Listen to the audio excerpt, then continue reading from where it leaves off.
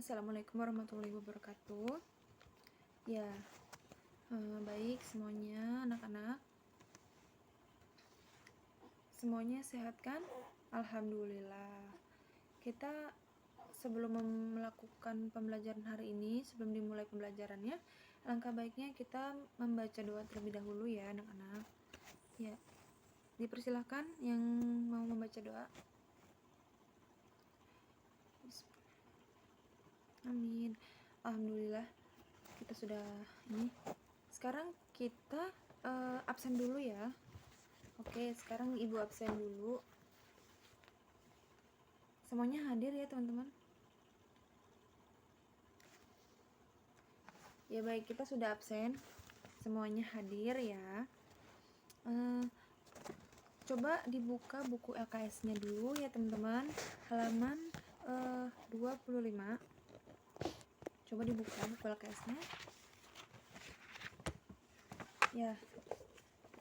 Coba waktu minggu kemarin ibu sudah menjelaskan ya tentang kronologi pasar. Nah, sekarang ibu ingin kalian itu jelaskan pengertian keseimbangan pasar.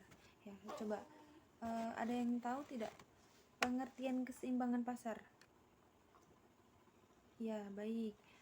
Nah, sekarang ibu jelaskan. Jadi, pengertian keseimbangan pasar yaitu dalam mengenal dunia market yang ada hubungan antara penjual dan pembeli itu sangat erat kaitannya dengan produk atau barang yang ada, ya kan? Lalu stoknya kita list, ya kan? Lalu stok itu harus sama dengan produk yang kita tawarkan gitu. Setelah itu, dan buyer akan membeli produk dengan harga yang sesuai, maka terjadilah keseimbangan yang terjadi pada pasar atau disebut juga ceteris paribus. Ya, betul. Coba ada yang tahu nggak kalau bagaimana sih proses yang terjadi pada keseimbangan pasar? Coba.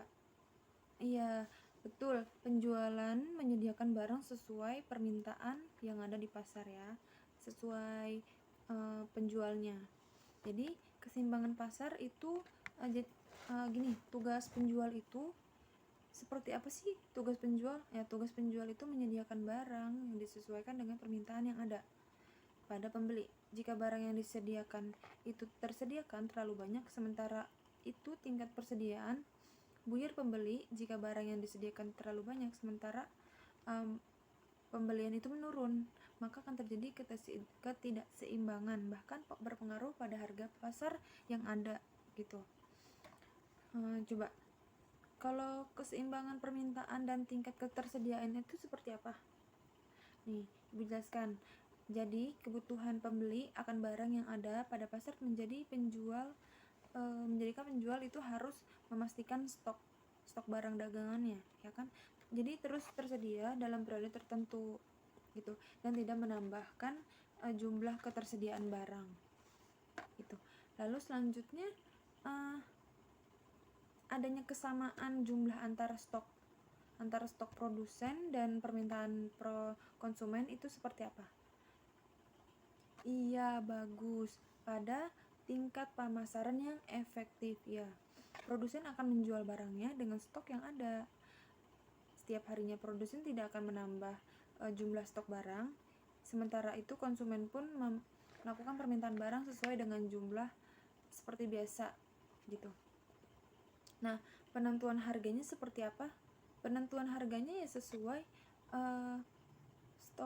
sesuai barang dari konsumen, sesuai permintaannya. Jadi dalam bentuknya yang paling sederhana, interaksi konstan antara pembeli dan penjual memungkinkan harga, ya kan, seiringnya waktu gitu. Seperti minyak goreng saat ini mahal ya teman-teman, mahal sampai harganya itu 2 kali lipat harganya ya dari biasanya. Yang tadi harganya itu 2 liter, sekarang menjadi 40 liter. 40.000 maksud saya. Maaf ibu salah. 40.000 2 liter ya. Gitu. Jadi semakin banyak barang semakin murah, tapi semakin sedikit stok barang atau produk semakin mahal harganya gitu. Terus ada yang mau dipertanyakan? Ada yang mau mempertanyakan soal ini?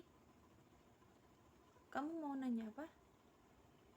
Fungsi penawaran dan permintaan. Fungsinya itu jadi dalam fungsi permintaan, pada fungsi permintaan ini ditunjukkan dengan adanya jumlah barang yang diminta serta faktor pendukung lainnya.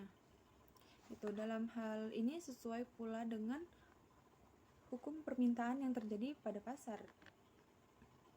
Jika suatu barang itu terjadi kenaikan harga permintaan, maka barang tersebut akan mengalami penurunan. Yang tadi sudah Ibu jelaskan ya, teman-teman. Di sini nah, tadi kan fungsi permintaan ya, sekarang fungsi penawaran. Nah, Ibu jelaskan di sini fungsi penawaran itu seperti pada fungsi penawaran lebih ditekankan pada hubungan persamaan antara harga barang dengan jumlah yang telah ditawarkan oleh produsen. Seperti itu. Contohnya seperti apa? Jadi contohnya itu seperti misalnya ponsel dengan harga murah ya, dengan harga murah lebih diminati dibanding iPhone. Maka produsen smartphone murah akan berlomba-lomba ya untuk membuat produk murah dengan spesifikasi yang sebanding dengan iPhone gitu. Ada yang mau dipertanyakan lagi? Coba jelaskan kesimpulannya. Ada yang bisa menjelaskan kesimpulan dari pembelajaran hari ini? Baik, Ibu jelaskan ya. Nah, kesimpulan ini dalam memahami keadaan yang terjadi dalam adanya pengaruh keseimbangan pada pasar, maka dalam menjalankan suatu bisnis itu diperlukan tingkat pemahaman tentang adanya penawaran dan permintaan yang ada.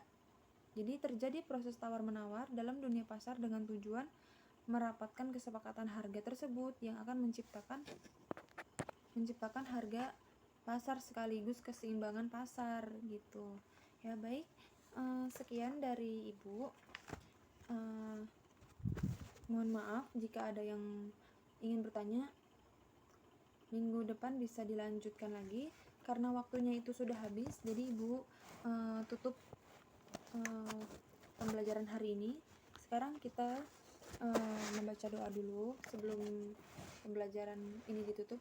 Sekarang kita membaca doa. Silahkan ketua kelas dipimpin. Amin. Alhamdulillah. Sekarang kita sudah selesai pembelajaran hari ini ya teman-teman.